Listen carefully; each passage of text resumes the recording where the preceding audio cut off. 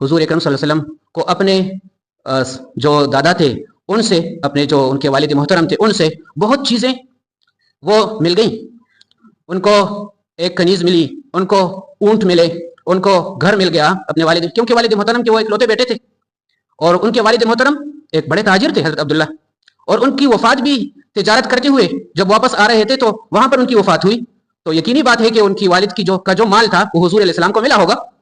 تو حضور علیہ الصلوۃ والسلام خود یہ ایک بات لوگوں کے ذہنوں میں بیٹھ گئی ہے کہ حضور اکرم صلی اللہ علیہ وسلم نے بالکل فقیر اور ایک تہی دست آدمی تھے، شخصیت تھے، اور ان کی زندگی سب کی سب فقر و فقہ میں گزری ہے. یہ بات اس طرح نہیں ہے. نبی علیہ الصلوۃ والسلام ایک کامیاب تاجر تھے، اور جب سے پھر حضور اکرم صلی اللہ علیہ وسلم حضرت ابو طالب کی پرورش میں آ گئے تو حضرت ابو طالب کثیر العیال تھے، ان کے بچے بہت تھے. اسی وجہ سے حضور اکرم صلی اللہ علیہ وسلم نے حضرت ابو طالب سے کہا کہ آپ کا ایک بچہ میں اپنی کفالت میں لیتا ہوں. حضرت علی کو انہوں نے کفالت میں لیا، اور اپنے ایک چچا حضرت حمزہ سے کہا کہ دوسرا بیٹا ان کا حضرت عقیل وہ آپ اپنی گود میں لے لو تاکہ میرے چچا حضرت ابو طالب پہ بوجھ کم ہو. تو چونکہ حضور اکرم صلی اللہ علیہ وسلم حضرت ابو طالب کے ساتھ رہا کرتے تھے، اسی وجہ سے حضور اکرم صلی اللہ علیہ وسلم ان کے لیے پریشان رہتے تھے. تو فرماتے تھے کنت ارعى الغنم على قراريط لقریش، میں اپنے چچا کے ہاتھ بٹھانے کے لیے اور ان کی دلداری کے لیے میں قریش کی بکریاں بھی چراتا تھا تاکہ میرے چچا کو کچھ آسودگی مل جائے.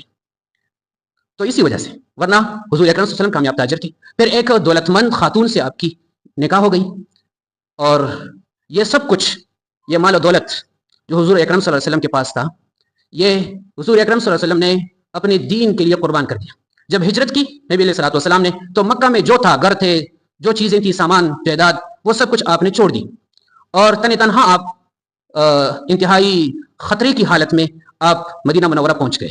تو جب مدینہ منورہ پہنچ گئے، وہاں پر جو 2.5 سال کا عرصہ گزرا ہے وہ تنگ دستی کا عرصہ ہے، کیونکہ اس وقت حضور اکرم صلی اللہ علیہ وسلم کا جو کچھ بھی مال و جائیداد تھا وہ مکہ میں رہ گیا.